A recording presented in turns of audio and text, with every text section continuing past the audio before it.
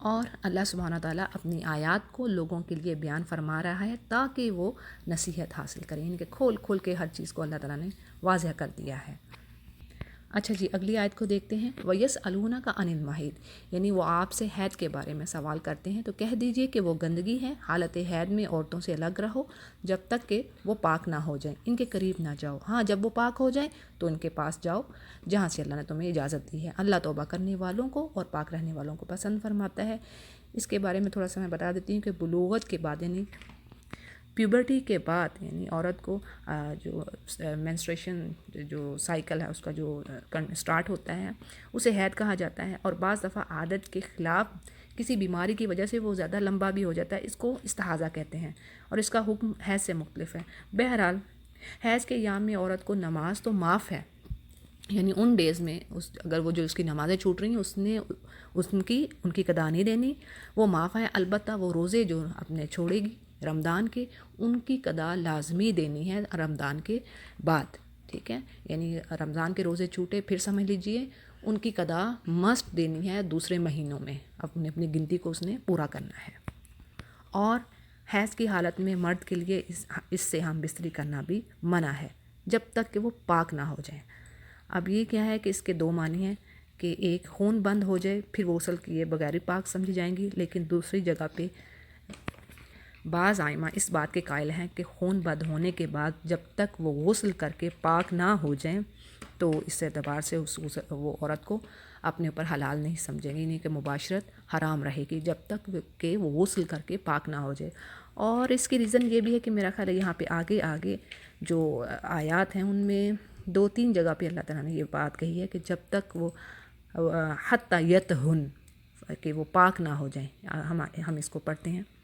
جی، اسی آیت میں دیکھیں حتی یطہن، یعنی جب تک وہ پاک نہ ہو جائے، پھر کہا گیا کہ فآتوہن من حیث امرکم اللہ،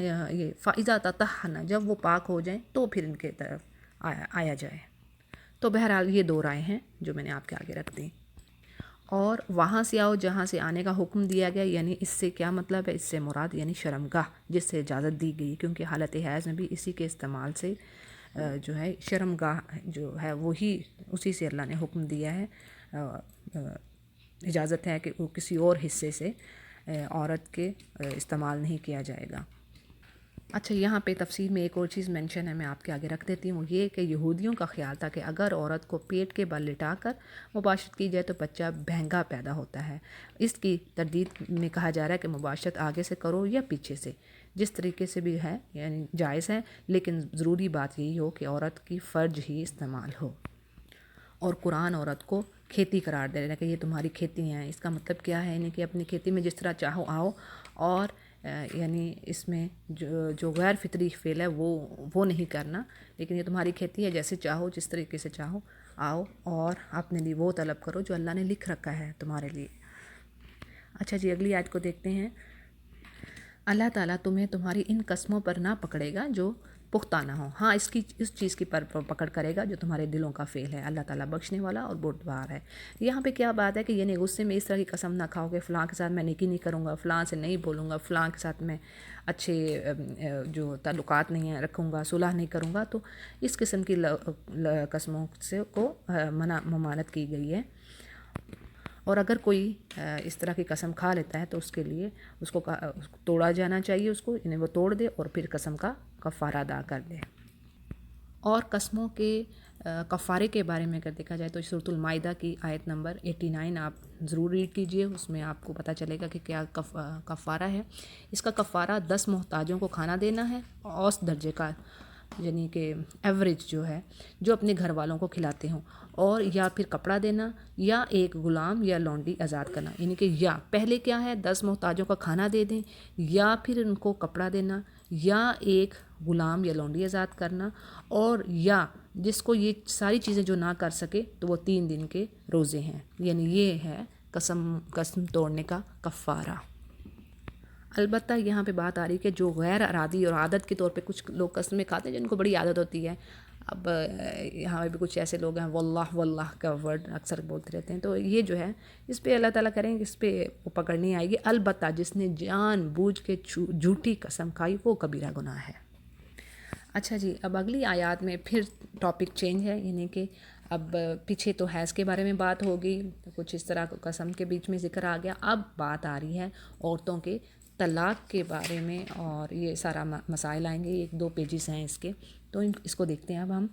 کہ جو لوگ اپنی بیویوں سے تعلق نہ رکھنے کی قسم کھائیں ان کے لیے 4 مہینے کی مدت ہے، پھر اگر وہ لوٹ آئیں تو اللہ تعالیٰ بخشنے والا مہربان ہے۔ اب اس کے بارے میں کیا بات ہے کہ ایلا کی معنی قسم کھانے ہیں کہ ہیں، یعنی کہ کوئی قسم کھا لیتا ہے، تہیہ کر لیا، قسم کھا لی، یعنی کہ کوئی شوہر اگر قسم کھا لے کہ اپنی بیوی سے 1 مہینے یا 2 مہینے مثلا تعلق نہیں رکھوں گا، پھر قسم کی مدت پوری کر کے، یعنی کہ اس کی مدت اس نے پوری کر لی، جو اس نے قسم کھائی تھی اتنا ٹائم اس نے پورا کر لیا، اب وہ اس نے پھر سے رجوع کر لیا اپنی بیوی کے ساتھ، پھر سے تعلق بن گئے،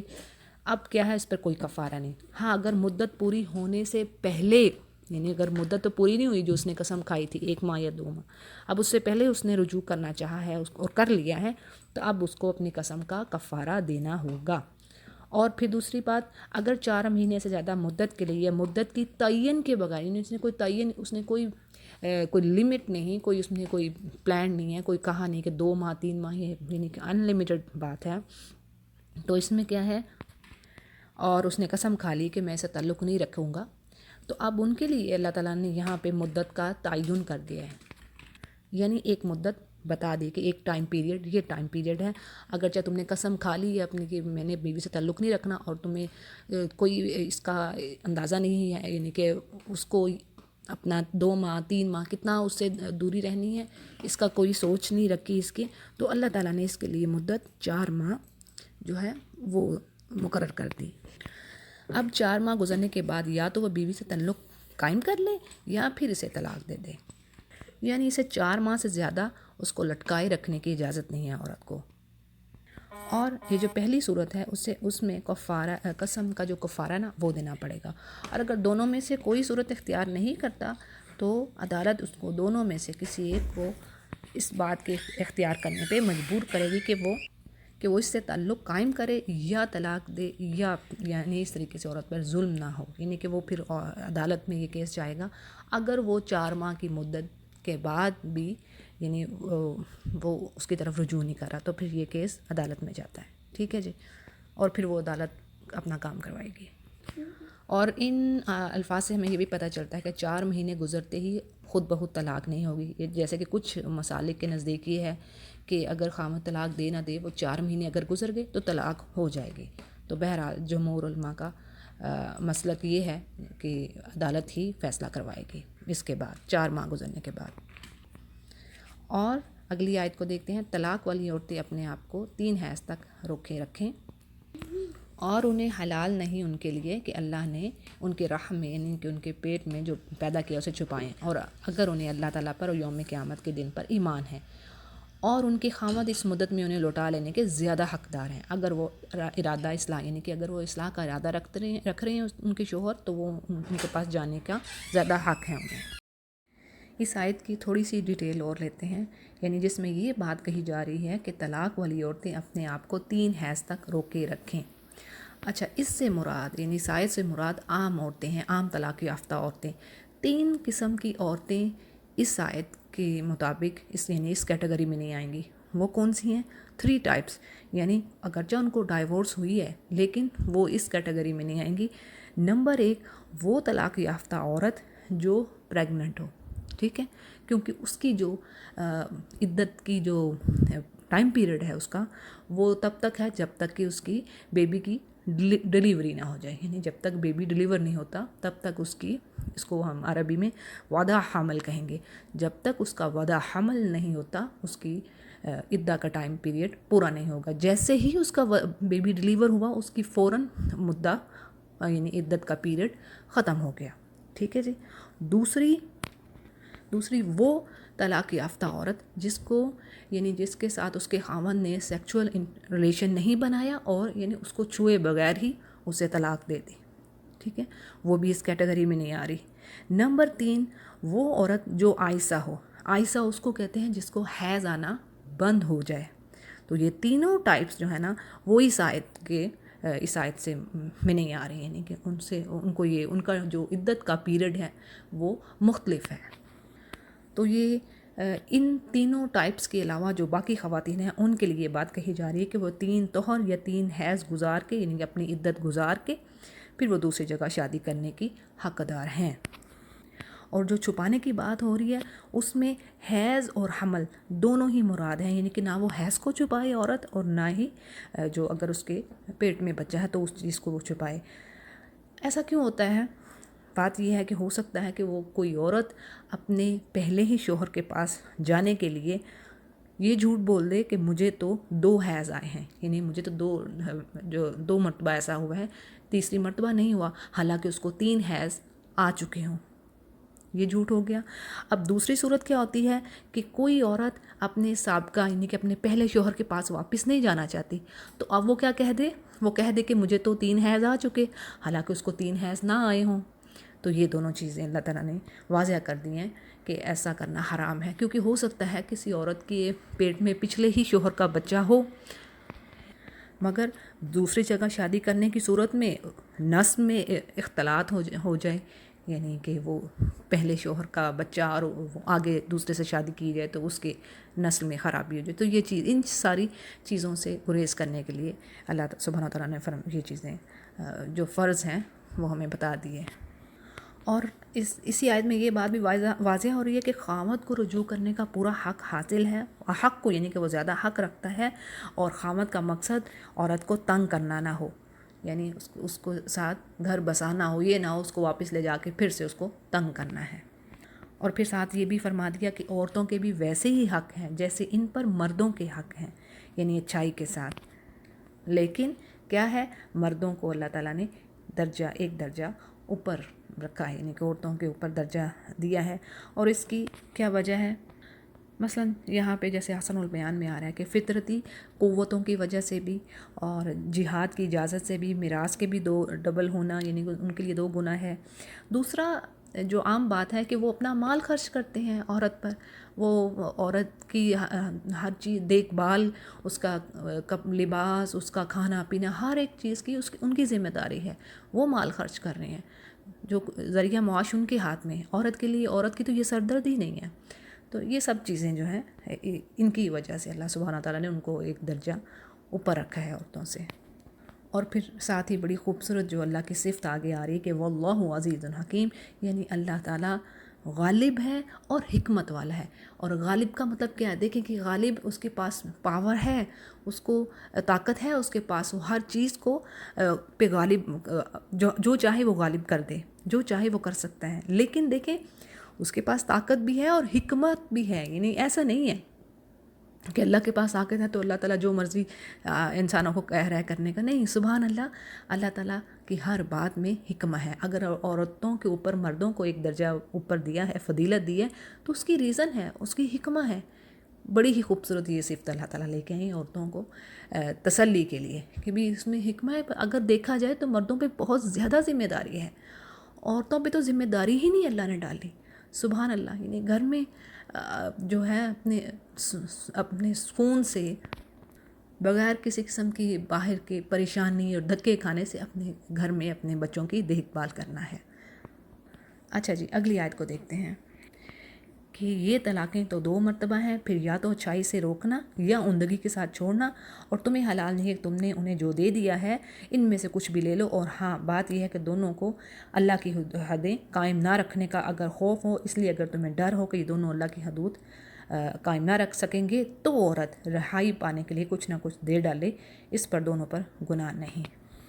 یہ اللہ کی حدود ہیں اور ان سے خبردار آگے نہ بڑھنا، اور جو اللہ کی حدود سے آگے بڑھیں گے وہی ظالم ہیں۔ اچھا جی، اس ایک آیت میں 2-3 چیزیں آ گئی ہیں، میں آپ کو پہلی چیز بتاتی چلوں، وہ یہ کہ یعنی وہ طلاق جس میں خاوند کو عدت کے اندر، یعنی وہ ایسی طلاق جس میں عدت کے اندر رجوع کا حق حاصل ہے، وہ 2 مرتبہ ہے، یعنی پہلی مرتبہ طلاق کے بعد بھی اور دوسری مرتبہ طلاق کے بعد بھی وہ رجوع کر سکتا ہے۔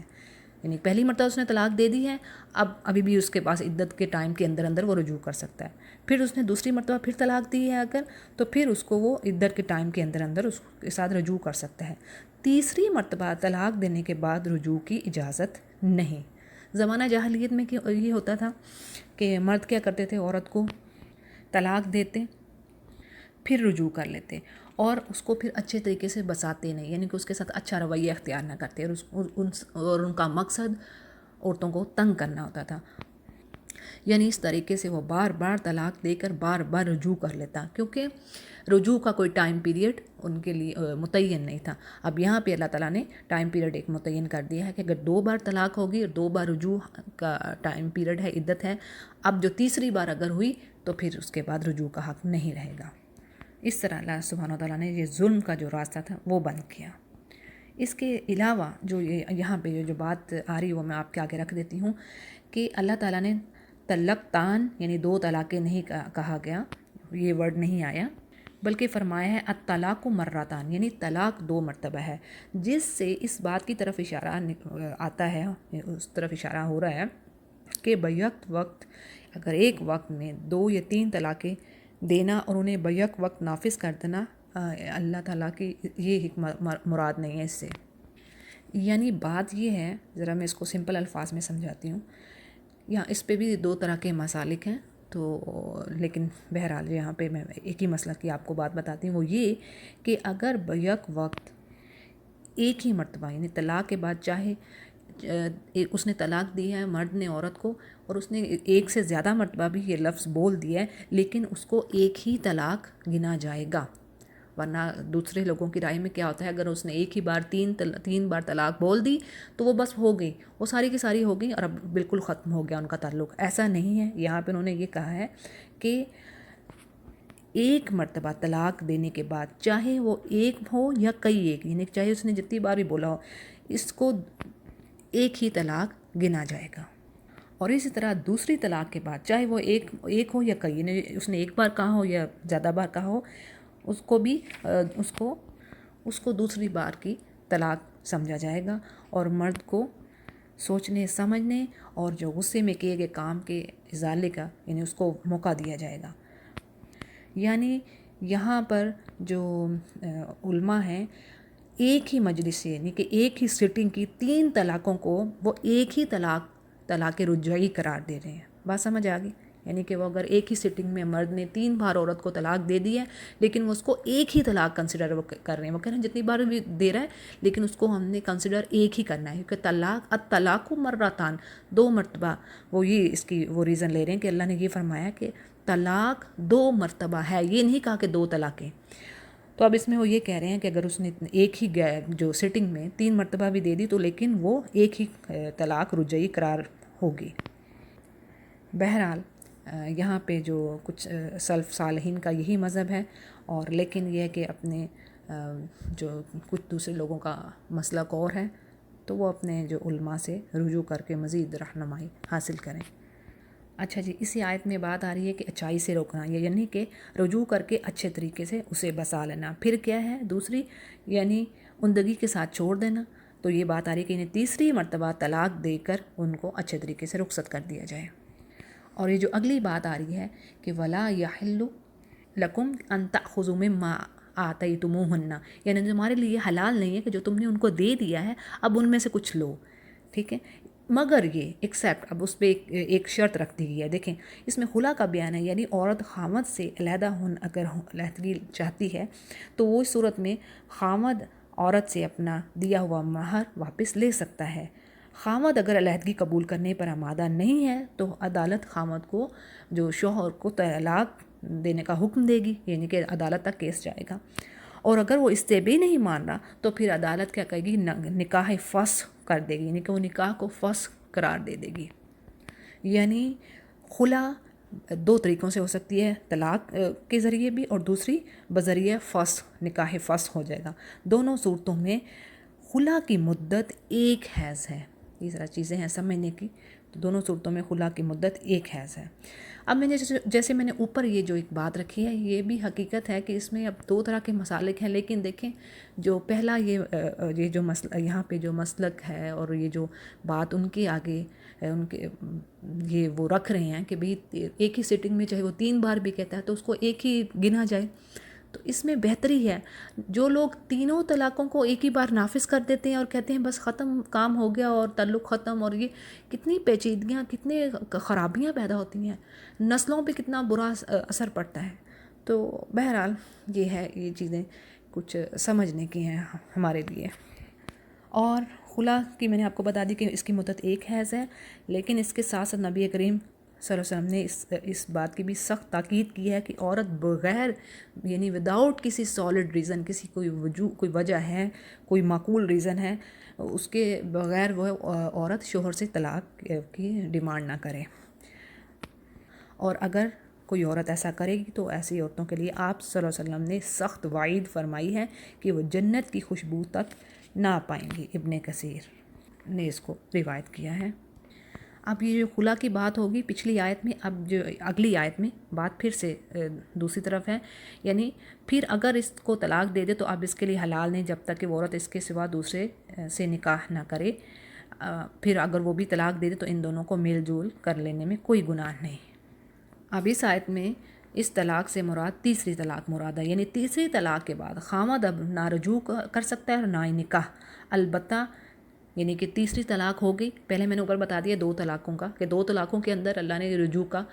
ٹائم رکھا ہوا ہے، عدت کے اندر وہ رجوع کر لے، لیکن اگر اس نے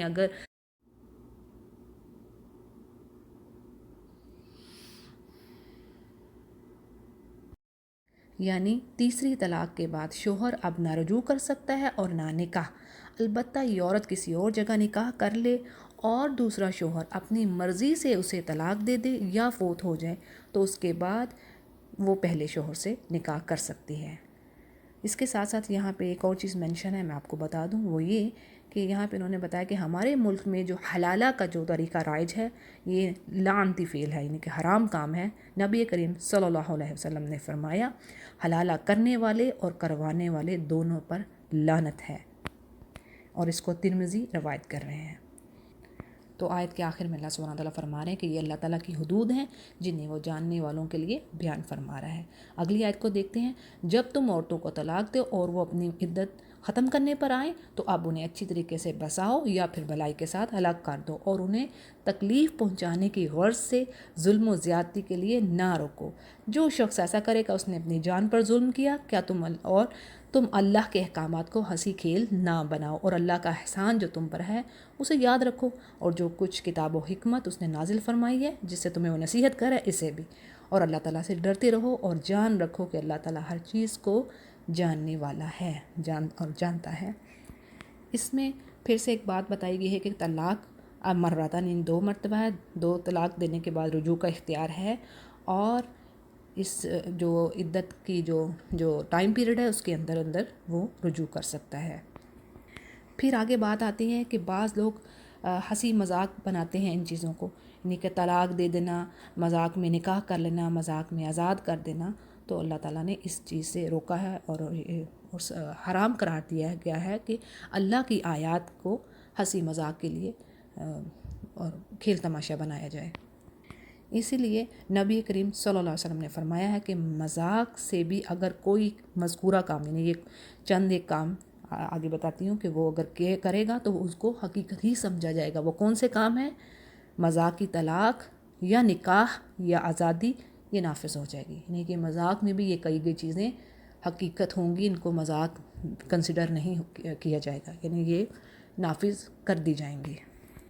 اچھا جی، اگلی آیت کو دیکھتے ہیں، اور جب تم اپنی عورتوں کو طلاق دو اور اپنی وہ عدت کو پوری کر لیں تو انہیں ان کے خاوندوں سے نکاح کرنے سے نہ روکو جبکہ وہ آپس میں دستور کے مطابق رضامند ہو۔ یہ نصیحت انہیں کی جاتی ہے جنہیں تم میں سے اللہ تعالیٰ پر اور قیامت کے دن پر یقین اور ایمان ہو، اور اسی میں تمہاری بہترین صفائی اور پاکیزگی ہے، اللہ تعالیٰ جانتا ہے اور تم نہیں جانتے۔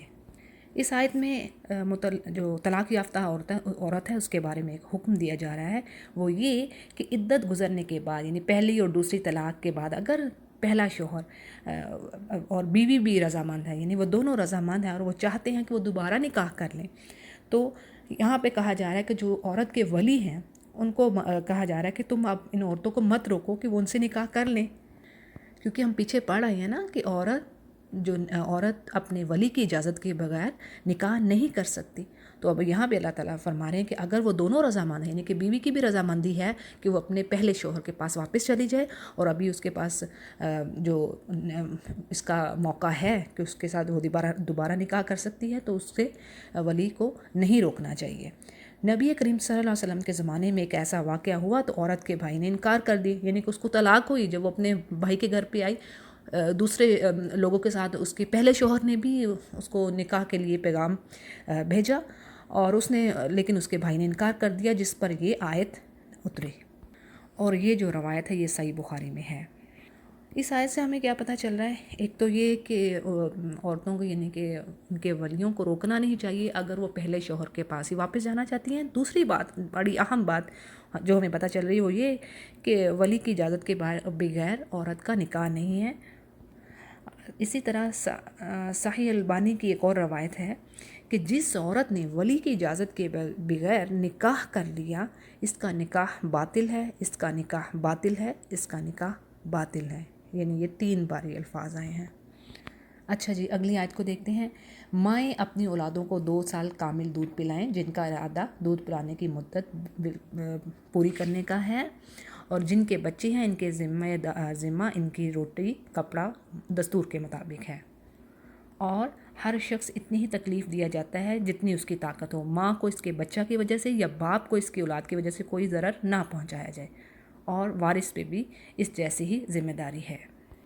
اس آیت میں مسئلہ رضاعت بیان ہو گیا، یعنی اس آیت میں ہمیں کیا چیزیں ملتی ہیں؟ سب سے پہلی بات تو ہمیں یہ پتہ چل رہی ہے کہ جو رضاعت کی مدت ہے، یعنی کہ دودھ پلانے کی مدت عورت کے لیے اپنے بچے کو وہ پوری کرنی چاہیے، اور وہ 2 سال پورے 2 سال وہ دودھ پلائے، لیکن اس سے کم مدت تک بھی وہ دودھ پلا سکتی ہے، مگر زیادہ سے زیادہ یہ مدت 2 سال ہے۔ اسی آیت میں جو اگلی بات آ رہی ہے، یعنی مولود اللہ سے مراد باپ ہے، یعنی طلاق ہو جانے کی صورت میں شیر خوار بچے اور اس کی ماں کی کفالت کا مسئلہ، یعنی کہ جو ہمارے معاشرے میں بڑا مسئلہ بن جاتا ہے۔ اگر طلاق ہو گئی ہے تو اس کے بعد شوہر اس کو، اور اگر وہ اس کے بچے کو دودھ پلا رہی ہے تو وہ اس کو طلاق کی ان حالات میں تو اس قدر نفرت اور اس قدر پریشانی ایک دوسرے کے ساتھ ہوتا ہی ہے کہ وہ اور کوئی چیز سمجھ میں نہیں آتی۔ لیکن یہاں پہ اللہ سبحانہ تعالیٰ نے فرما دیا کہ اگر طلاق ہو گئی ہے اور شیر خوار بچہ ہے تو ماں کی کفالت کا مسئلہ جو ہے وہ پھر شوہر کے ذمہ داری میں آتا ہے کہ وہ اس کو اپنی طاقت کے مطابق اس کے روٹی کپڑے کا ذمہ دار ہے، اس عورت کو دے گا جب تک وہ اس کے بچے کو دودھ پلائے گی۔ پھر اگلی بات یہ آ رہی ہے کہ نہ ماں کو تکلیف پہنچائی جائے، یعنی بچے کو اپنے پاس رکھ کے، اور یعنی کہ اس کو بچہ نہ دیا جائے، اس چیز کا خیال کرنا چاہیے، اور نہ ہی باپ کو تکلیف پہنچائی جائے، یعنی اس سے مراد یہ کہ ماں دودھ پلانے سے انکار کر دے، یا پھر اس کی مالی حیثیت سے بڑھ کر، یعنی کہ اپنے جو سابقہ شوہر ہے اس کی مالی حیثیت سے بڑھ کر اس سے ڈیمانڈ کرے، یعنی مالی مطالبہ کرے اس سے۔ پھر آگے بات آ رہی ہے کہ باپ کے فوت ہو جانے کی صورت میں، یعنی کہ اگر کوئی بیوہ ہے اور اس کا شیر خوار بچہ ہے تو اس صورت میں یہ جو ذمہ داری جو اللہ نے دی ہے وہ وارثوں کے، جو اس کے وارث ہیں ان کے اوپر آئے گی کہ وہ ماں کے حقوق کا خیال کریں گے، یعنی اس کو جو اس کا اللہ نے حقوق مینشن کر دیے، اس کو کھانا لباس وغیرہ یہ اس کا بندوبست کریں گے۔ پھر اگلی بات آ رہی ہے، اور پھر اگر دونوں یعنی ماں باپ اپنی رضامندی اور باہمی مشورے سے دودھ چھڑانا چاہیں تو دونوں پر کوئی گناہ نہیں، اور تمہارا ارادہ اپنی اولاد کو دودھ پلوانے کا ہو تو بھی تم پر کوئی گناہ نہیں، جبکہ تم ان کو دستور کے مطابق جو دینا ہو ان کے حوالے کریں، یعنی کہ جو سسٹم کے مطابق جو چیز صحیح ہے اصول کے مطابق ان کو وہ دی جائے، اور اللہ سے ڈرتے رہو اور جانتے رہو کہ اللہ تعالیٰ تمہارے اعمال کو دیکھ رہا ہے۔ اگلی آیت کو دیکھتے ہیں۔ تم میں سے جو لوگ فوت ہو جائیں،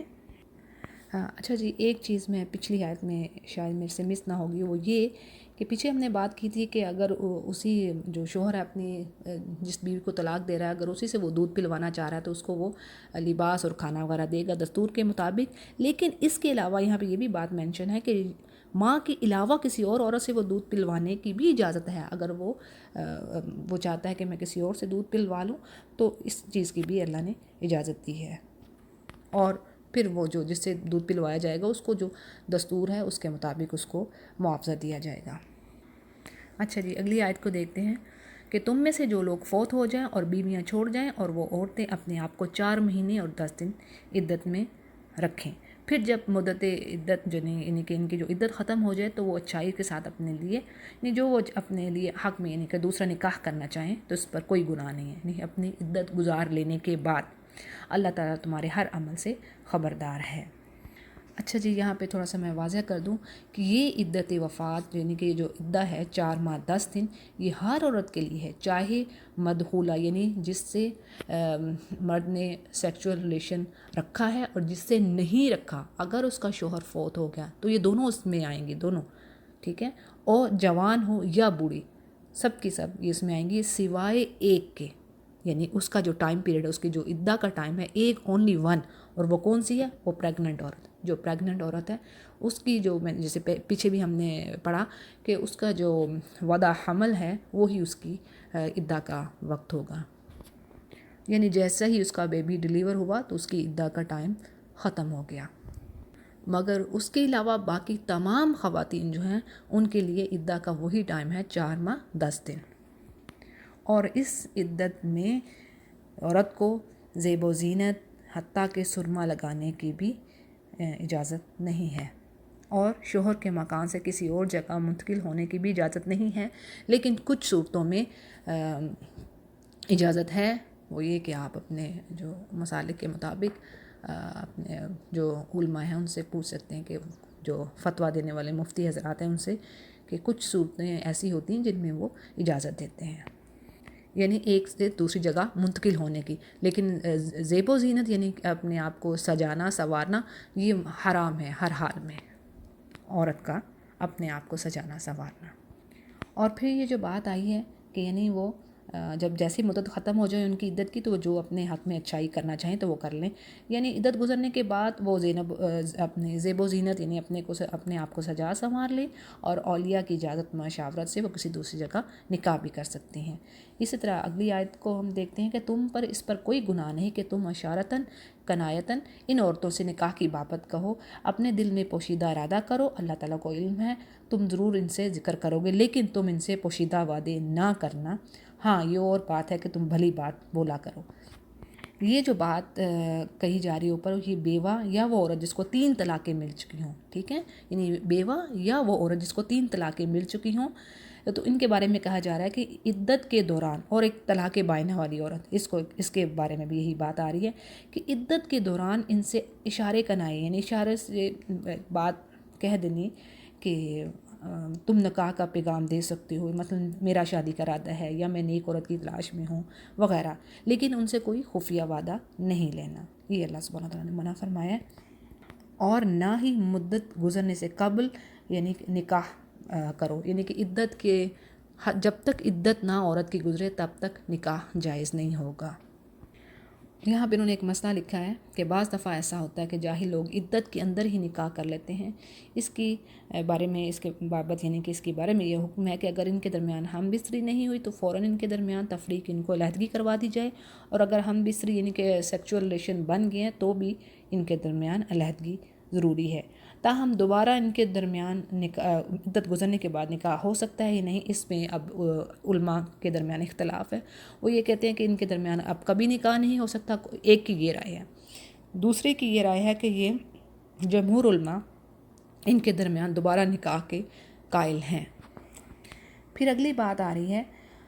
کہ عقد نکاح جب تک کہ عدت ختم نہ ہو پختہ نہ کرو، جان رکھو کہ اللہ تعالیٰ تمہارے دلوں کی باتوں کو بھی جانتا ہے، تم اس سے خوف کھاتے رہو، اور یہ جان رکھو کہ اللہ تعالیٰ بخشش اور حلم والا ہے۔ اب اس سے بھی مراد وہی تعریض و کنایا ہے، یعنی کہ ایک صاف پیغام بھی نہیں دینا، بس یوں اشارتاً بات کرنی ہے، کہ جیسے پیچھے حکم دیا گیا میں تیرے معاملے میں رغبت رکھتا ہوں، یا ولی سے کہے کہ اس کی نکاح کی بابت فیصلہ کرنے سے پہلے مجھے ضرور اطلاع کیجیے گا، اس طرح کی بات کہی جائے، لیکن وہی خفیہ عہد نہ لیے جائیں۔ اگلی آیت آ رہی ہے کہ اگر تم عورتوں کو بغیر ہاتھ لگائے اور بغیر مہر مقرر کیے طلاق دے دو تو تم پر کوئی گناہ نہیں، ہاں انہیں کچھ نہ کچھ فائدہ دو، خوشحال اپنے انداز سے، یعنی کہ جو خوشحال ہے وہ اپنے انداز سے، اور تنگ دست جو ہے وہ اپنی طاقت کے مطابق دستور کے مطابق فائدہ دے، بھلائی کرنے والوں پر یہ لازم ہے۔ اس آیت میں اس عورت کے بارے میں یہ حکم آ رہا ہے کہ نکاح کے وقت اس کا جو حق مہر تھا وہ تو مقرر نہیں ہوا تھا، اور خاوند نے پھر اس سیکچول ریلیشن کیے بغیر، یعنی کہ اس کے ساتھ خلوت مباشرت کیے بغیر ہی اسے طلاق دے دی ہے، تو اسے اب کیا ہے کہ کچھ نہ کچھ فائدہ دے کے رخصت کرو، یعنی کہ اس سے اگرچہ مہر بھی نہیں مقرر ہوا، سیکچول ریلیشن بھی نہیں بنا، لیکن یہ ہے کہ اب طلاق دے دی ہے اسے، تو کچھ نہ کچھ اللہ سبحانہ تعالیٰ کہہ رہے ہیں کچھ نہ کچھ اس کو فائدہ، کچھ دنیا کی متاع اس کو دے کے رخصت کیا جائے۔ اور اس پر بھی یہی اللہ فرما رہے ہیں کہ جو زیادہ وسعت رکھتا ہے، مالدار ہے، وہ اپنی وسعت کے مطابق خرچ کرے، اور جو تنگ دست ہے وہ اپنی طاقت کے مطابق دے، اور یہ محسنین یعنی کہ جو اچھے احسان کرنے والے لوگ ہیں ان پر یہ لازم ہے۔ پھر اگلی آیت میں بات آ رہی ہے، اور اگر تم عورتوں کو اس سے پہلے طلاق دے دو کہ تم نے انہیں ہاتھ لگایا ہو، اور تم نے ان کا حق مہر بھی مقرر کر دیا ہو، یعنی ان کے ساتھ سیکچول ریلیشن آپ نے رکھا ہو اور مہر بھی مقرر کر دیا، تو جو مہر مقرر کیا، جو فکس کیا ہے، اس کا آدھا مہر جو اس کو دیا جائے گا جب طلاق دی جائے گی، اور یہ بات کہ وہ خود ہی معاف کر دے یا وہ شخص معاف کر دے جس کے ہاتھ میں نکاح کی گرہ ہے۔ تمہارا معاف کر دینا تقویٰ سے بہت نزدیک ہے، اور آپس کی فضیلت اور بزرگی کو فراموش نہ کرو، یقیناً اللہ تعالیٰ تمہارے مال کو دیکھ رہا ہے، یعنی کہ آپس کے جو اچھے تعلقات ہیں، آپس میں جو بھلائی ہے، اس چیز کو مت بھولو۔ یہ طلاق کی دوسری صورت ہے کہ جس میں مساس یعنی کہ سیکچول ریلیشن کیے بغیر ہی اس سے کوئی تعلق نہیں بنا، اور اس سے پہلے اسے طلاق دے دی ہے اور حق مہر بھی مقرر ہے، ٹھیک ہے۔ تو اس صورت میں خامد کے لیے ضروری ہے کہ وہ آدھا، یعنی کہ اس نے اس سے جو اس کے مباشرت نہیں کی، تو اب اس کے لیے وہ آدھا جو مہر ہے وہ دے گا، مگر یہ کہ عورت اپنا حق اگر معاف کر دے، اس صورت میں شوہر کو کچھ بھی نہیں دینا پڑے گا، اگر وہ آدھا بھی نہیں لیتی تو اب اس کو کچھ بھی نہیں دینا پڑے گا۔ اور یہ جو اگلی بات آئی ہے کہ وہ شخص معاف کر دے جس کے ہاتھ میں نکاح کی گرہ، تو اس سے مراد خامد ہے، کیونکہ نکاح کی گرہ اور اس کا توڑنا اور باقی رکھنا خامد کے ہاتھ میں ہوتا ہے۔ یعنی اگر شوہر نے عورت کو پہلے ہی حق مہر دے دیا ہو، اب کیا ہے، اب طلاق ہو گئی، تو اب کیا ہے کہ وہ اس سے آدھا واپس لینے کی بجائے، یعنی کہ اس نے تو آلریڈی اس کو دے دیا حق مہر، لیکن طلاق ہو گئی ہے اور اس نے اس کو چھوا بھی نہیں ہے، تو اب کیا ہے کہ اللہ سبحانہ تعالیٰ فرما رہے ہیں کہ وہ اس سے آدھا حق مہر واپس لینے کی بجائے اس کو معاف کر دے، تو یہ بات اس کے لیے تقویٰ کے بہت قریب ہے، اور یقیناً اللہ تعالیٰ تمہارے اعمال کو دیکھ رہا ہے۔ یعنی یہ جو پچھلی آیت ہم نے پڑھی ہے، اس میں بات یہ آ رہی تھی کہ تم نے عورتوں کو طلاق دے دی اور انہیں ہاتھ بھی نہیں لگایا، ٹھیک ہے۔ یہ جو آیت نمبر 237، یہ جو آیت نمبر ہم نے پڑھی، اس میں یہی بات آ رہی ہے کہ اگر تم نے عورتوں کو طلاق دے دیا اور ان کو ہاتھ نہیں لگایا اور ان کا مہر مقرر ہے، تو اب کیا ہے کہ اس کا آدھا مہر دینا ہوگا، ٹھیک ہے جی، یہ بات واضح ہوئی۔ اور پھر اللہ سبحانہ تعالیٰ فرما رہے ہیں یقیناً اللہ تعالیٰ تمہارے اعمال کو دیکھ رہا ہے۔ پھر اگلی آیت ہے، نمازوں کی حفاظت کرو، بالخصوص درمیان والی نماز کی، اور اللہ تعالیٰ کے ہاں بادب کھڑے رہا کرو۔ اگر تمہیں خوف ہو تو پیدل ہی صحیح یا سواری ہی صحیح، ہاں جب امن ہو جائے تو اللہ کا ذکر کرو، جس طرح کہ اس نے تمہیں اس کی تعلیم دی ہے، اس بات کی تعلیم دی جس کو تم نہیں جانتے تھے۔ درمیان والی نماز کی یہاں بات آ رہی ہے، اس سے مراد عصر کی نماز ہے، جس کو آپ صلی اللہ علیہ وسلم نے جس کے بارے میں بڑی تاکید فرمائی ہے کہ عصر کی نماز کو نہ چھوڑا جائے۔ پھر اسی طرح دشمن کے خوف کے وقت جس طرح بھی ممکن ہو نماز کو ادا کرنا ہے، یعنی پیدل چلتے ہوئے یا سواری پر بیٹھے ہوئے نماز پڑھ لو، تاہم جب خوف ختم ہو جائے تو پھر اسی طریقے سے نماز پڑھو جس طرح سکھلائی گئی ہے۔ اگلی آیت ہے، اور جو لوگ تم میں سے فوت ہو جائیں اور بیویاں چھوڑ جائیں وہ وصیت کر جائیں کہ ان کی بیویاں سال بھر تک فائدہ اٹھائیں، انہیں کوئی نہ نکالے، ہاں اگر وہ خود نکل جائیں تو تم پر اس پر کوئی گناہ نہیں، اور جو اپنے لیے اچھائی کرے، اللہ تعالیٰ غالب اور حکیم ہے۔ اس آیت کو ترتیب میں مؤخر ہے، یعنی منسوخ ہے یہ، تو اس میں کیا ہے کہ عدت جو وفات ہے، جو عدہ ہے وہ 4 مہینے 10 دن بتلائی گئی ہے، اور دوسرے جب یہ جو سورہ نساء میں اللہ نے وارثوں کے حق مقرر کر دیے تو اس میں بیویوں کا بھی حصہ مقرر کر دیا ہے، اس لیے اب خامد کو عورت کے لیے کسی بھی قسم کی وصیت کرنے کی ضرورت نہیں ہے، نہ ہی رہائش اور نہ ہی نان نفقہ کی۔ پھر اگلی آیت ہے جی، طلاق والیوں کو اچھی طرح فائدہ دینا پرہیزگاروں پر لازم ہے۔ اللہ تعالیٰ تم پر اپنی آیتیں ظاہر فرما رہا ہے تاکہ تم سمجھو۔ سبحان اللہ، یہ دین کتنا خوبصورت ہے، اور رب العزت نے اگر عورت کو اس کے ضعف کی وجہ سے، یعنی اس کی کمزوری کی وجہ سے مردوں کے نیچے رکھا ہے، مردوں کے کو تھوڑا سا درجہ اوپر دیا ہے، تو اس کے ساتھ ساتھ اللہ سبحانہ تعالیٰ نے عورت کا کتنا خیال رکھا ہے، یعنی کہ جگہ جگہ آپ دیکھیں گے پھر سے ایک بات آ گئی اگین کہ دیکھو اب یہ جو طلاق یافتہ ہیں ان کے ساتھ اچھا سلوک رکھنا، ان کو متا دینا اچھے طریقے سے حق ہے۔ کس کے اوپر؟ متقین کے لیے حق ہے، جو متقی پرہیزگار نیک لوگ ہیں۔ ہوتا کیا ہے اب یہ الحمدللہ یہ اتنی ڈیٹیل تھی، میں نے اس میں زیادہ ڈیٹیل اور اپنے سے الفاظ سے نہیں ڈالی، جو میں نے لکھا ہوا ہے پڑھ دیا آپ کے آگے، یعنی کہ جو کتاب میں تفسیر دی گئی اس کو میں نے آپ کے آگے رکھ دیا۔ لیکن سبحان اللہ دیکھیں، جب ایسے حالات گزرتے ہیں طلاق کے، اور اس وقت پریشانی، گھر میں غم و غصہ، غم، اداسی، دکھ، یہ ساری چیزوں نے احاطہ کیا ہوتا ہے دل کا، تو ان حالات میں انسان کو اللہ کی طرف رجوع رکھنا، اللہ کی آیات کو سمجھنا، اور دیکھیں یہ بیچ میں نماز کا آ گیا ہے، کیونکہ دیکھیں وہ پریشانی اور دکھ اور ایسی سچویشن ہوتی ہے دونوں گھروں میں ایک مصیبت آن پڑتی ہے نا، اور پھر اگر بچے ہوں تو اور زندگی خراب، بچوں کی بھی زندگی خراب، ایسی پریشانی کی حالت میں اللہ نے کہا دیکھو نمازوں کی حفاظت کرنا، یعنی کہ نماز کیا کرتی ہے، دیکھیں ذرا یہ بیچ میں ذکر آیا ہے عصر کی نماز کا، یعنی کہ بڑا کرٹیکل سا ٹائم ہوتا ہے جس میں عصر کا، کہ کچھ کام کاج بھی ہو رہے ہوتے ہیں، لیکن اور انسان بعض کا اللہ کو احساس ہے کہ یہ چھوٹ نہ جائے، کیونکہ اکثر ہوتا ہے کہ اس کے نماز کے چھوٹنے کا اندیشہ ہوتا ہے، تو اللہ سبحانہ تعالیٰ نے فرمایا کہ یہ جو درمیان والی نماز ہے عصر کی نماز، تو اس کا خیال رکھو۔ اور دیکھو پیچھے پھر ہم نے پڑھا سورۃ البقرہ میں ہی کہ وَاسْتَعِینُوا بِالصَّبْرِ وَالصَّلَاةِ، یعنی کہ صبر سے اور نماز سے مدد حاصل کرو۔ یعنی انسانوں کو سمجھا دیا گیا کہ دیکھو اب اس قسم کے حالات آن پڑے ہیں، یہ مشکل آن پڑی ہے، بہت بڑی یہ تکلیف ہوتی ہے، ظاہر ہے اس کے لیے تبھی تو عورتوں کے لیے یہ مدعا بھی زیادہ رکھی گئی ہے، اس میں ایک ٹائم پیریڈ رکھا گیا ہے تاکہ وہ جو ذہنی طور پر، فزیکلی طور پر وہ ڈسٹرب ہوتی ہے،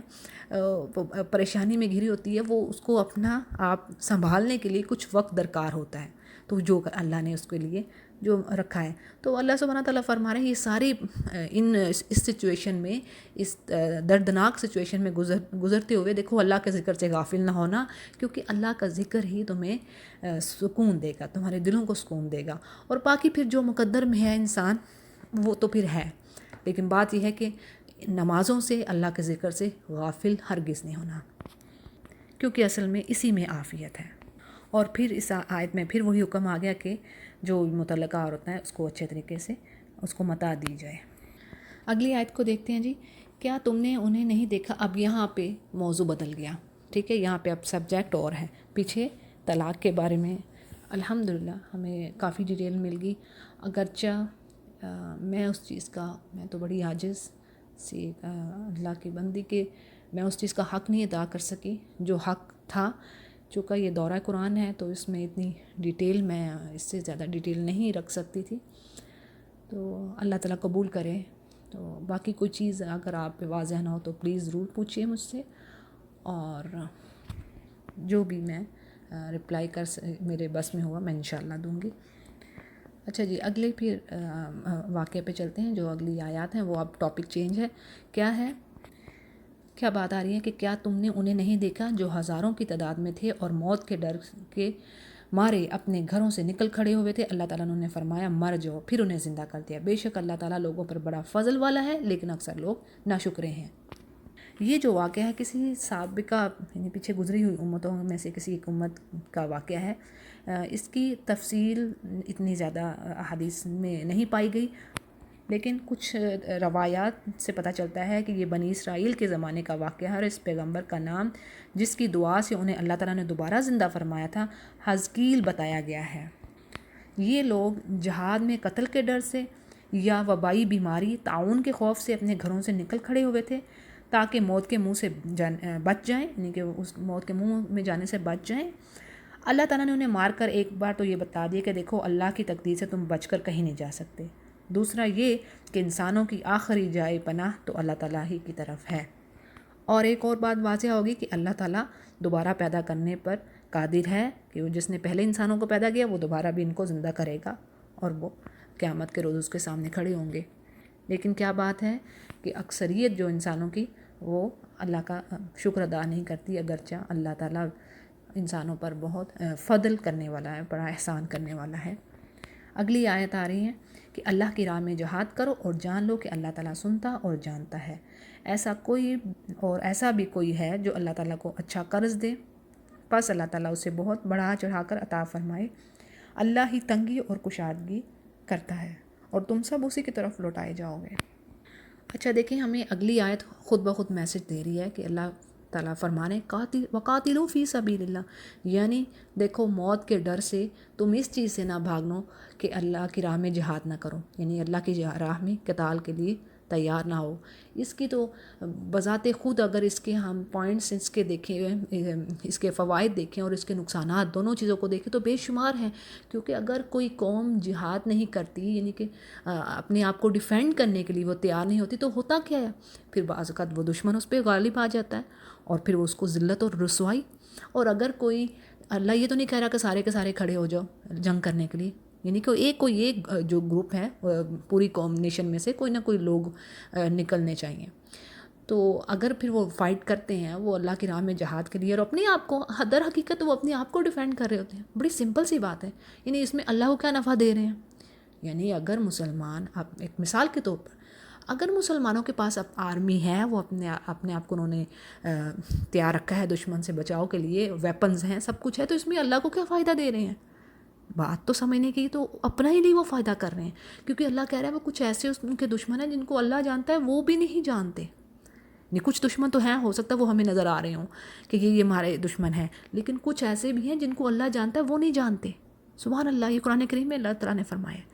تو بات یہ ہے کہ اللہ تعالیٰ فرما رہے ہیں کہ دیکھو تم قتال کرو اللہ کی راہ میں اور جان لو، یعنی موت سے نہ ڈرو، موت تو تمہیں اگر جب آنی ہے وہ آ کے ہی رہنی ہے، اور جان لو کہ اللہ تعالیٰ سمیع علیم ہے، ہر چیز کو سننے والا اور جاننے والا ہے۔ اور پھر جو اگلی آیت میں بات آئی ہے قرض حسنہ، اس سے مراد اللہ کی راہ میں اور جہاد میں مال خرچ کرنا ہے، یعنی یہ چیزیں ہیں اس کی، یعنی جان کی طرح مالی قربانی سے بھی گریز نہ کرو، اس سے بھی پیچھے نہ ہٹو۔ اور اسی کے بارے میں ایک حدیث ہے، حضرت ابو ہریرہ رضی اللہ عنہ سے روایت ہے کہ آپ صلی اللہ علیہ وسلم نے فرمایا، بے شک جس نے اللہ پر ایمان رکھتے ہوئے اس کے وعدے کی تصدیق کرتے ہوئے اللہ کی راہ میں گھوڑا پالا، تو قیامت کے دن اس گھوڑے کی گھاس، اس کی سیرابی، اس کی لید، اس کا پیشاب جو ہے وہ اس کے ترازو میں تولے جائیں گے۔ یہ بخاری اس کو روایت کریں، یعنی اتنا اس پہ اجر ہے جہاد کے پر خرچ کرنا، اور مجاہدین پر خرچ کرنا، اس میں بے شمار اس پر احادیث ہیں اور بہت زیادہ اس پر اجر ہے۔ اچھا جی، اگلی آیت کو دیکھتے ہیں۔ کیا آپ نے حضرت موسیٰ کے بعد والی بنی اسرائیل کی جماعت کو نہیں دیکھا جبکہ انہوں نے اپنے پیغمبر سے کہا کہ کسی کو ہمارا بادشاہ بنا دیجئے تاکہ ہم اللہ کی راہ میں جہاد کریں؟ پیغمبر نے کہا کہ ممکن ہے کہ جہاد فرض ہو جانے کے بعد تم جہاد نہ کرو۔ انہوں نے کہا بھلا ہم اللہ کی راہ میں جہاد کیوں نہ کریں؟ ہم تو اپنے گھروں سے جاڑے گئے ہیں، بچوں سے دور کر دیے گئے ہیں۔ پھر جب ان پہ جہاد فرض ہوا تو سوائے تھوڑے سے لوگوں کے سب پھر گئے، اور اللہ تعالیٰ ظالموں کو خوب جانتا ہے۔ اس کی تھوڑی میں وضاحت کر دیتی ہوں۔ ملا کا جو ورڈ ہے کسی قوم کے اشراف، سردار، جو لیڈرز ہیں ان کے لیے استعمال ہوتا ہے، اور جس پیغمبر کا یہاں ذکر ہے ان کا نام سیمیول بتایا جاتا ہے۔ ابن کثیر وغیرہ مفسرین نے یہ جو واقعہ بیان کیا ہے اس کا مختصر خلاصہ یہ ہے کہ بنو اسرائیل یعنی حضرت موسیٰ علیہ السلام کے بعد کچھ عرصہ تک تو یہ ٹھیک رہے، پھر ان میں کیا ہے چینج آ گیا، ان کا گراف نیچے کو گیا، دین میں بدعات آ گئیں، حتیٰ کہ بتوں کی پوجا ہونی شروع ہو گئی۔ انبیاء ان کو روکتے رہے لیکن یہ شرک اور معصیت سے باز نہیں آ رہے تھے۔ اس کے نتیجے میں کیا ہوا؟ اللہ نے ان پر دشمنوں کو مسلط کر دیا اور ان سے ان کے علاقے بھی چھین دیے گئے، ان کی بڑی تعداد کو قیدی بنا دیا گیا، اور ان میں نبوت کا سلسلہ بھی رک گیا۔ بالآخر بعض لوگوں کی دعاؤں سے سیمیول نبی پیدا ہوئے جنہوں نے دعوت و تبلیغ کا کام کیا، اور پھر انہوں نے ان کی جو عوام تھی، انہوں نے اپنے پیغمبر سے مطالبہ کیا کہ ہمارے لیے کوئی بادشاہ مقرر کر دیں جس کی قیادت میں ہم دشمنوں سے لڑائی کریں۔ تو ان کے پیغمبر نے ان کی جو پہلے کی حالت دیکھتے ہوئے اس کے پیش نظر ان سے کہا کہ میرا اندازہ ہے کہ تم اپنی بات پر قائم نہیں رہ سکو گے، لیکن انہوں نے پھر ڈیمانڈ رکھی کہ نہیں، ہم تو ایسا کریں گے، کیونکہ ہم کیوں نہ لڑیں گے، ہمارے تو حالات اتنے خراب ہوئے، ہمارے بچوں کو ہم سے دور کر دیا گیا، ہمارے علاقوں سے ہمیں نکال دیا گیا، تو ہم ضرور لڑیں گے اللہ کی راہ میں۔ اب اس آیت سے ایک اور بات ہمیں پتہ چلتی ہے کہ نبی کی موجودگی میں بادشاہ مقرر کرنے کا مطالبہ اور یہ بادشاہت کی یعنی یہ مطالبہ اللہ تعالیٰ نے اس کو رد نہیں کیا، اس کو ایکسیپٹ کیا۔ یعنی اس بات سے ہمیں یہ پتہ چل رہا ہے کہ یہ بادشاہت اگر کوئی احکام الہی یعنی کوئی اللہ کے احکامات کا پابند ہو کر اسی طرح عدل و انصاف کے ساتھ بادشاہت کرے تو یہ بادشاہت جائز ہے، بلکہ پسندیدہ ہے۔ اچھا جی، اب انہوں نے کہا کہ کوئی ہمارے اوپر کوئی بادشاہ مقرر کر دیجئے، تو ان کے پیغمبر نے طالوت کو بتایا کہ یہ تمہارے اوپر ہے، یہ اللہ نے انتخاب کر دیا ہے ان کا۔ طالوت اس نسل سے نہیں تھے جس سے بنی اسرائیل کے بادشاہوں کا سلسلہ چلا آ رہا تھا، یہ بات ذرا سمجھنے کی ہے۔ یہ غریب اور ایک عام فوجی تھے جس پر انہوں نے اعتراض کیا، یعنی عوام نے اعتراض کیا کہ یہ اس کا انتخاب آپ نے کس بنا پہ کیا ہے؟ تو ان کے پیغمبر نے جواب دیا کہ یہ جو انتخاب ہے یہ اللہ نے کیا ہے، یعنی اللہ نے مقرر کیا ہے، اور اس کے علاوہ ان کے اندر عقل، علم اور جسمانی قوت بھی زیادہ ہے،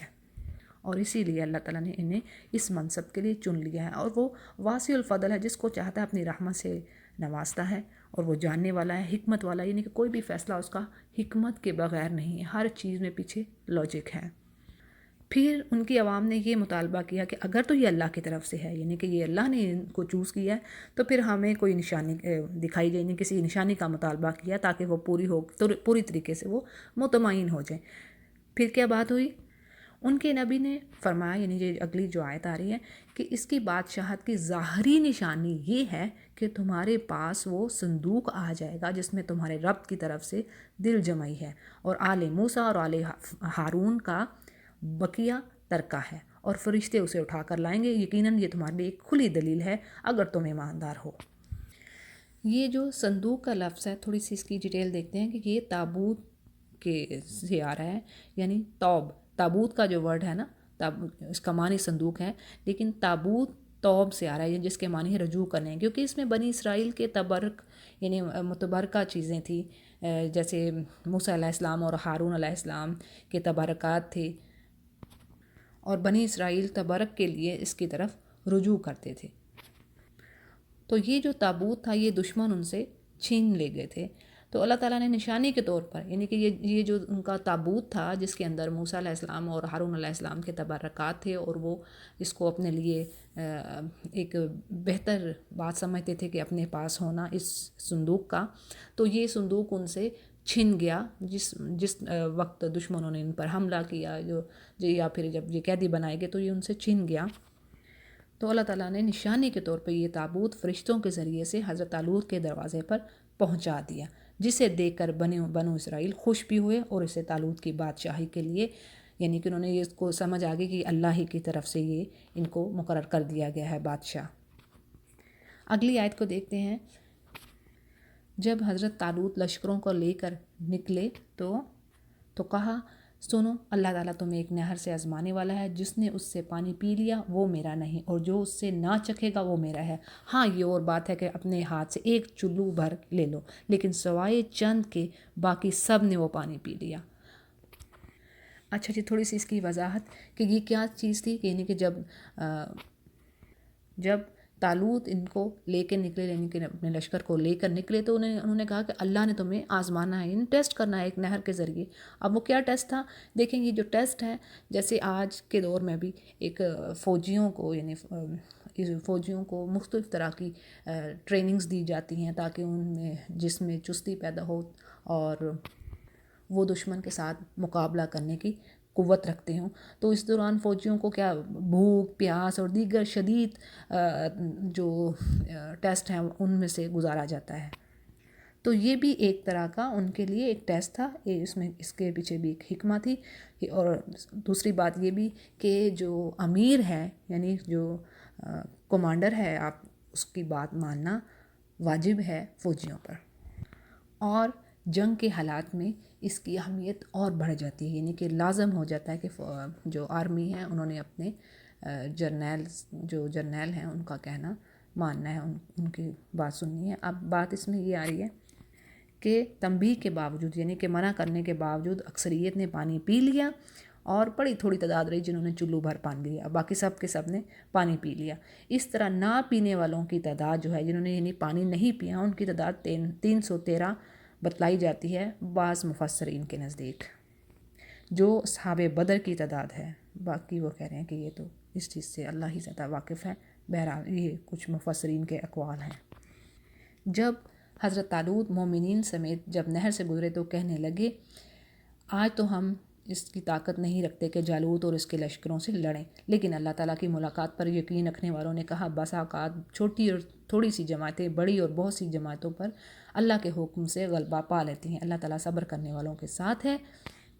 یعنی یہ جو 313 لوگ تھے، یعنی یہ جو اہل ایمان تھے، انہوں نے بھی ابتدا میں جب دشمنوں کی بہت بڑی تعداد دیکھی تو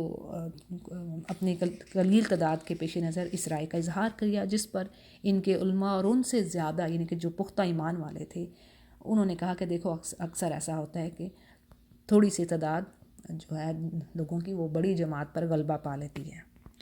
اگلی آیت ہے، جب ان کا جالوت اور اس کے لشکر سے مقابلہ ہوا تو انہوں نے دعا مانگی کہ اے ہمارے پروردگار ہمیں صبر دے، ثابت قدمی دے اور قوم کفار پر ہماری مدد فرما۔ چنانچہ اللہ تعالیٰ کے حکم سے انہوں نے جالوتیوں کو شکست دے دی اور حضرت داؤد علیہ السلام کے ہاتھوں جالوت قتل ہوا، اور اللہ تعالیٰ نے داؤد کو مملکت و حکمت اور جتنا کچھ چاہا علم بھی عطا فرمایا۔ اس کی تھوڑی سی وضاحت دیکھتے ہیں کہ جالوت اس دشمن قوم کا کمانڈر اور سربراہ تھا جس سے طالوت اور ان کے رفقا کا مقابلہ تھا۔ یہ قوم عمالقہ تھی جو اپنے وقت کی بڑی جنگجو اور بہادر قوم سمجھی جاتی تھی، یعنی کہ بہت بڑی قوم سے ایک ٹکراؤ تھا ان کا۔ اور اسی شہرت کے پیش نظر عین لڑائی کے دوران جنگ کے عین دوران کیا تھا، اہل ایمان یعنی کہ جو متقین تھے، جو مومنین تھے، انہوں نے دعا کی، اور یہ بڑی خوبصورت دعا ہے، اور اس دعا کو ریکمینڈ کیا جاتا ہے کہ جنگ کے حالات میں، پریشانی کے حالات میں اس دعا کو پڑھا جائے، جس میں یہ الفاظ آئے قالوا ربنا، یعنی یہاں سے شروع کر سکتے ہیں آپ، ربنا افرغ علینا صبرا وثبت اقدامنا وانصرنا علی القوم الکافرین۔ یہ دعا جنگ کے حالات میں پڑھی جانی چاہیے، ٹھیک ہے جی۔ تو انہوں نے بھی کیا دعا کی کہ اللہ تعالیٰ ہم پر صبر کو انڈیل دے اور ہمیں ثابت قدم رکھ اور کافروں پر فتح دے۔ یعنی جو مادی اسباب تو ہیں ہی، یعنی کہ جو ویپنز ہیں یا جو ظاہری طور پہ جو اسباب ہیں وہ تو ہم نے لینے ہی ہیں، لیکن اس کے ساتھ ساتھ اہل ایمان کے لیے ضروری ہے کہ وہ فتح کے لیے اللہ تعالیٰ سے اللہ پر توکل رکھیں، یعنی اللہ سے مدد مانگے۔ جیسے جنگ بدر میں بھی نبی کریم صلی اللہ علیہ وسلم نے نہایت الحاء زاری، یعنی کہ بڑے خشوع خضوع سے اور بڑی اللہ تعالیٰ کو پکارا تھا تاکہ اللہ فتح اور نصرت ان کو فتح دے دے جنگ بدر میں بھی، اور جسے اللہ نے قبول فرمایا، اور پھر مسلمانوں کی ایک نہایت قلیل تعداد کافروں کی ایک بہت بڑی تعداد پہ غالب آ گئی۔ تبھی تو جنگ بدر کو یوم الفرقان بھی کہا جاتا ہے۔ یوم الفرقان یعنی وہ دن جو فرق کر دیا، یعنی جو چیز امپاسبل لگتی تھی وہ چیز پاسبل اللہ نے کر دی، یعنی جھوٹ کو سچ سے علیحدہ کر دیا۔ اب اس میں آگے بات آتی ہے کہ حضرت داؤد جو ابھی نہ پیغمبر تھے نہ بادشاہ، اس لشکر طالوت میں ایک سپاہی کے طور پر شامل تھے۔ ان کے ہاتھوں اللہ تعالیٰ نے جالوت کا خاتمہ کروا دیا اور ان تھوڑے سے اہل ایمان کے ذریعے سے ایک بڑی قوم کو شکست فاش دلوائی۔ اس کے بعد اللہ تعالیٰ نے حضرت داؤد کو بادشاہت بھی عطا فرمائی اور نبوت بھی۔ حکمت سے مراد یعنی حکمت جو بات آ رہی کہ حکمت سے سکھائی، حکمت سے بعض نے نبوت یعنی بعض مفسرین نے کہا ہے کہ اس سے مراد نبوت ہے، بعض نے صنعت آہن گری یعنی کہ جو وہ لوہے کی زریں بناتے تھے، اور بعض نے ان سے امور کی سمجھ مراد لی۔ اگلی آیت کو دیکھتے ہیں، اگر اللہ تعالیٰ بعض لوگوں کو بعض سے دفع نہ کرتا تو زمین میں فساد پھیل جاتا، لیکن اللہ تعالیٰ دنیا والوں پر بڑا فضل و کرم کرنے والا ہے۔ اور یہ اللہ تعالیٰ کی آیتیں ہیں جنہیں ہم حقانیت کے ساتھ آپ پر پڑھتے ہیں، بالیقین آپ رسولوں میں سے ہیں۔ یعنی اس آیت میں بڑی خوبصورت بات اللہ نے یہ بیان فرما دی کہ یہ اللہ تعالیٰ کی سنت ہے، وہ کیا کہ وہ انسانوں ہی کے ایک گروہ کے ذریعے سے دوسرے گروہ کو ہٹا دیتا ہے، اس سے ہٹواتا ہے کہ اگر وہ ایسا نہ کرتا، یعنی کسی ایک ہی گروہ کو، یعنی مثال کے طور پر اگر کسی ایک ہی گروہ کو ہمیشہ قوت اور اختیار سے وہ بہرامند رکھتا، یعنی ان کو دیے رکھتا، ان کے پاس پاور رہتی ہے ایک ہی گروہ کو، تو کیا تھا، زمین ظلم و فساد سے بھر جاتی۔ اس لیے یہ اللہ کا قانون ہے کہ اللہ تعالیٰ بعض گروہ کو بعض انسان دوسرے گروہوں سے ہٹواتا ہے تاکہ زمین فساد اور خون ریزی سے بچی رہے۔ اور اسی طرح یہ بھی اللہ کا فضل ہے، یہ بھی اس کا کرم ہے کہ اس نے زمین پر کسی کو دائمی، یعنی کہ ہمیشہ کا اقتدار، ہمیشہ کی پاور جو ہے وہ نہیں دی، ورنہ حکمران کیا کرتے، تعلیمات الہی کو، یعنی کہ اللہ کے جو احکامات ہیں ان سے تو اکثریت غافل ہی ہوتی ہے، کیونکہ اللہ تعالیٰ نے قرآن کریم میں فرما دیا وَأَكْثَرُهُمْ فَاسِقُونَ، اکثریت تو فاسقون کی ہے اور نہ کہنا ماننے والوں کی، اور اکثر کیا ایمان بھی رکھتے ہیں لیکن عملی طور پہ وہ کام نہیں کر رہے ہوتے۔ تو اللہ سبحانہ تعالیٰ فرماتے ہیں کہ اگر اللہ تعالیٰ یہ کام نہ کرتے، یہ کسی کو بھی یعنی کہ مستقل اقتدار نہیں دیتے، ورنہ پھر کیا ہے کہ اللہ حکمران اللہ کے احکامات کو بھول کر ظلم و ستم کا